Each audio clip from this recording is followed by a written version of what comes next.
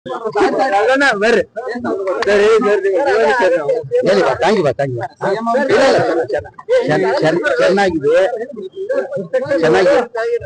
ಇವತ್ತು ಚೆನ್ನಾಗಿದೆ, ತುಂಬಾ ಚೆನ್ನಾಗಿದೆ. ಅದ್ ರಿಪ್ಲೈ ಮಾಡ್ಬೇಕಂತ ಹೇಳ್ಬಿಟ್ಟು ಸ್ವಲ್ಪ ಸ್ಟಡಿ ಮಾಡ್ಕೊಂತೀನಿ ಅಂತ ಕೂತಾರೆ. ಚೆನ್ನಾಗಿದೆ ತಿಂಡಿದ್ರು ಎಲ್ಲ ತಿಂದ್ರು ಚೆನ್ನಾಗಿದೆ. ಸಿದ್ದರಾಮಯ್ಯ ಔಟ್ ಗೋಯಿಂಗ್ ಸೇಮ್ ಅಂತಾರೆ. ಯಾರು ಏನಾಗಿದೆ ಬಿಜೆಪಿ ಪಕ್ಷದಲ್ಲಿ ಒಂದೊಂದು ನೋಡಿರ್ಬೋದು. 2008 ಎಷ್ಟು ಜನ ಮುಖ್ಯಮಂತ್ರಿ ಮಾಡಿದ್ರು.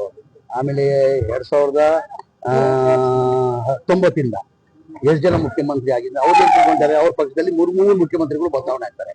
ಅದೇ ಆ ಕಾಂಗ್ರೆಸ್ ಪಕ್ಷದಲ್ಲಿ ಆ ಪದ್ಧತಿ ಇದೆಯಾ ಅಂತ ತಿಳ್ಕೊಂಡಿರ್ಬೋದು ಅಂತ ನಾನ್ ಭಾವಿಸ್ತಾ ಇದ್ದೀನಿ.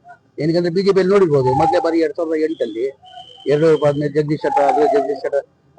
ಯಡಿಯೂರಪ್ಪ ಆದ್ಮೇಲೆ ಜಗದೀಶ್ ಶೆಟ್ಟರ್ ಆದ್ರು. ಜಗದೀಶ್ ಶೆಟ್ಟರ್ ಆದ್ಮೇಲೆ ಸದಾನಂದ ಗೌಡ ಆದ್ರು.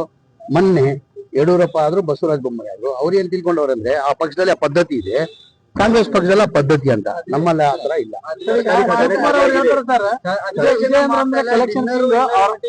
ಭಾಗಿಯಾಗಿದ್ದಾರೆ. ಈಗ ಬಿಜೆಪಿ ಅವ್ರಿಗೆ ಏನಾದ್ರು ಒಂದು ಹೇಳ್ಬೇಕು, ಹೇಳ್ತಾರೆ. ಏನಾದ್ರು ಒಂದು ಈಗ ಡಿನ್ನರ್ ಲಂಚ್, ಈಗ ನಾವು ಬೆಳಗಾಮಲ್ಲಿ ಸೆಷನ್ ಅಲ್ಲಿ ಇದ್ದೀವಿ. ಎಲ್ಲಾರು ಮುಂಚೆಯಿಂದ ಇವತ್ತಿಂದ ಇಲ್ಲ, ಎಲ್ಲಾರು ಒಬ್ಬೊಬ್ರು ಒಂದೊಂದ್ ದಿನ ಊಟ ಕೊಡ್ತಾರೆ, ಸಾಯಂಕಾಲ ಊಟ ಕೊಡ್ತಾರೆ. ಹಾಗಾಗಿ ಅದು ಮಾಮೂಲಿ ರೊಟೀನ್ ನಡೀತಾ ಇರೋದು. ರಾಜನ್ ಅವರೇ ಹೇಳ್ತಾರೆ ರಾಜಕೀಯ ಚರ್ಚೆ ಆಗತ್ತೆ, ಊಟ ಅಷ್ಟೇ ಮಾಡಕ್ಕಾಗಲ್ಲ, ರಾಜಕೀಯ ಚರ್ಚೆ ಆಗತ್ತೆ. ಹಾಗೆ ಆಗ್ತದೆ. ಕೂತ್ಕೊಂಡಾದ್ಮೇಲೆ ಬರೀ ಊಟ ಮಾಡ್ಕೊಂಡ್ ಬರ್ತೀವ. ಎಲ್ಲೋದ್ರು ರಾಜಕೀಯ ಚರ್ಚೆ ಆಗೇ ಆಗ್ತದೆ.